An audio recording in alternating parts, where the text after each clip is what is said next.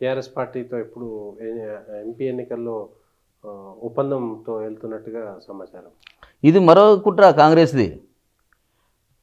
Congress party ఇప్పుడు ఏం చేస్తుంది అంటే, కాంగ్రెస్ పార్టీ ఇప్పటికే ప్రచారం చేస్తున్నారు. టీఆర్ఎస్ పార్టీ బీఆర్ఎస్ పార్టీ ఇద్దరు కలిసి పొత్తులలో పోటీ చేస్తారు అని చెప్పి. మా జాతీయ నాయకత్వం ఎవరితో పొత్తు లేదని చెప్తున్నారు. మా రాష్ట్ర నాయకత్వం చెప్తున్నది. కిషన్ రెడ్డి గారు 10 సార్లు ప్రెస్ మీట్ కూడా చెప్తున్నారు. ఇది దేనిది వీక్ చేయడం, ఇది మానసికమైన దాడి. ఈ మానసికమైన దాడి వేస్తే కార్యకర్తలు కూడా కన్ఫ్యూజ్. అవును, ఎన్ని సీట్లు వాళ్ళకి పోతాయి, ఎన్ని సీట్లు మనకు వస్తాయి, మనం కష్టపడడం అవసరమా, కష్టపడి ఏమవుతుంది, ఇది పరిస్థితి. ఇదేంది ఒక రకమైన దానికి మానసికంగా చేసి ఈ పార్టీని దెబ్బతీయడం కోసం చేస్తున్న కుట్రలో భాగంగా ఇటువంటి ప్రచారాన్ని చేస్తారు. వాళ్ళకున్న సోషల్ మీడియా కావచ్చు, వాళ్ళకున్న మీడియా సంస్థ ఏదైనా కూడా కావచ్చు, అటువంటి సంబంధించిన మేధావులందరూ కూడా అటువంటి సెన్స్ వచ్చేలాగా ప్రయత్నం చేస్తారు. అంటే మోడీ 10 ఏళ్ళ నుంచి ఉన్నాడు కాబట్టి ప్రజలు కూడా ఆయన దించేస్తారు కాబట్టి ఇంకా ఎవరెవరు 400 సీట్లు వస్తున్నాయి.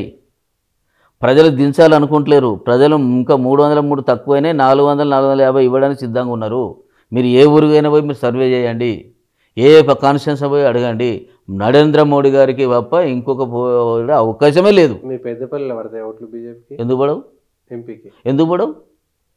చేయండి, సర్వే చేయండి. పెద్దపల్లి ఏంది, నేను మొత్తం తెలంగాణ అంతా చెప్తాడు, ఒక పెద్దపల్లి స్పెసిఫిక్గా ఎందుకు అడుగుతారు? పెద్దపల్లి అంతకన్నా ఎక్కువ పడే అవకాశాలు ఉన్నాయి. అరే నవ్వడం ఎందుకు అంటే, ఇప్పుడు పెద్దపల్లి జిల్లాలో భారతీయ జనతా పార్టీ ఓట్లు పడతాయి. ఇప్పుడు ఎంపీ మోడీ ఫోటో పెట్టుకొని మోడీ ప్రధానమంత్రి అవుతాడు అనుకుంటే, భారతీయ జనతా పార్టీకి సంబంధించిన కమలం పువ్వు ఓటుకు ఓటు వేయడానికి ప్రజలందరూ కూడా సిద్ధంగా ఉన్నారు. ఓట్లు పడాయని మీరెట్టే చెప్తారో నాకు అర్థమవుతలేదు. ఇంకా నరేంద్ర మోడీది అయిపోయింది. 10 ఏళ్ళ అవకాశం ఇచ్చినప్పుడు కేసీఆర్ కూడా 10 ఏళ్ళ అవకాశం ఇచ్చిన తీసేసారు. నరేంద్ర మోడీ కూడా వెరీ మంచి ప్రశ్న. నరేంద్ర మోడీ గారు ప్రజల ఆకాంక్ష నెరవేర్చారు. అవినీతి లేని పాలన కొనసాగించారు. అభివృద్ధి దేశంగా చేసినారు. 18 గంటలు ప్రజల కోసం మాట్లాడుతున్నారు. ప్రపంచ దేశంలో భారత్ను తలెత్తలాగా చేసుకుంటున్నాడు.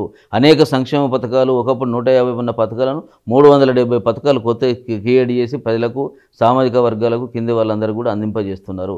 ఎక్కడ కూడా వాళ్ళు రెస్ట్ తీసుకొని నెల తీసుకొని మొత్తం చేసే ప్రయత్నం కుటుంబ పార్టీని తీసుకొచ్చి పెట్టలేదు. కాబట్టి ప్రజలు ఇంకా ఆయనను ఆదరిస్తారు.